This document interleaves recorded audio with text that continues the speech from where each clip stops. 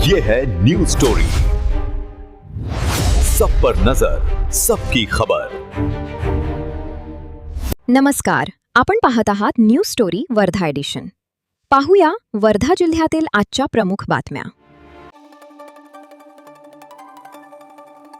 वर्ध्यात मैत्रिणीने साथीदारांसह चोरीचा बनाव रचल्याचा प्रकार उघडकीस आला। सावंगी पोलिसांनी चौघांना अटक करून 1,83,000 रुपयांचा मुद्देमाल जप्त केला। वर्ध्याच्या सावंगी मेघे परिसरात तरुणाने बँकेतून लाखो रुपये काढल्याची माहिती मिळताच त्याच्याच मैत्रिणीने 3 साथीदारांसह चोरीचा कट रचला। चौघांनी तरुणाला पोल्ट्री फार्ममध्ये कोंडून मोबाईल, बॅग व रोख रक्कम घेऊन पलायन केले।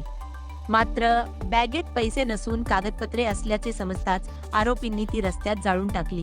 सावंगी पोलिसांनी अवघ्या 2 तासांत चौघांना अटक करून कार, मोबाईल व रोकडसह 1,83,200 रुपयांचा मुद्देमाल जप्त केला। हिंगणघाट तालुक्यातील शेकापूरबाई येथे पत्नीने प्रियकराच्या मदतीने पतीची हत्या करून मृतदेह विहिरीत फेकल्याचा प्रकार उघडकीस आला। हिंगणघाट तालुक्यातील शेकापूरबाई येथे प्रेमसंबंधात पती अडथळा ठरत असल्याने पत्नीने प्रियकराच्या मदतीने पतीची गळा आवळून हत्या केल्याचा धक्कादायक प्रकार समोर आला। हत्येनंतर मृतदेह विहिरीत फेकून पत्नीनेच पती बेपत्ता असल्याची तक्रार पोलिसांत दाखल केली होती। मात्र पोलीस तपासात संपूर्ण प्रकार उघडकीस आला। या प्रकरणी वडनेर पोलिसांनी पत्नी, तिचा प्रियकर आणि त्याच्या 2 साथीदारांना ताब्यात घेतले असून पुढील तपास सुरू आहे। पुलगाव पोलिसांनी सापळा रचून ब्राऊन शुगर विक्री करणाऱ्या दोघांना अटक केली। त्यांच्याकडून 57,200 रुपयांचा मुद्देमाल जप्त करण्यात आला। वर्ध्याच्या पुलगाव पोलिसांनी सापळा रचून अंमली पदार्थांची विक्री करणाऱ्या 2 आरोपींना अटक केली। आरोपींकडून 7.56 ग्रॅम ब्राऊन शुगर आणि 2 मोबाईलसह 57,200 रुपयांचा मुद्देमाल जप्त करण्यात आला। या प्रकरणी NDPS कायद्याअंतर्गत गुन्हा दाखल करण्यात आला असून पोलीस उपनिरीक्षक शहाजी घटके यांच्या पथकाने ही कारवाई केली। वर्धा जिल्ह्यातील नांदगाव ग्रामसभेत रस्त्यावर सांडपाणी साचल्याच्या मुद्द्यावरून 2 गटांत वाद झाला आणि त्यानंतर हाणामारी झाली।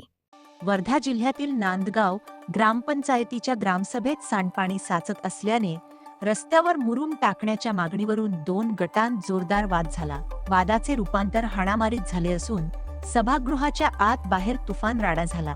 घटनेचा व्हिडिओ सोशल मीडियावर व्हायरल झाला असून दोन्ही गटांनी हिंगणघाट पोलीस ठाण्यात परस्पर तक्रारी दाखल केल्या आहेत।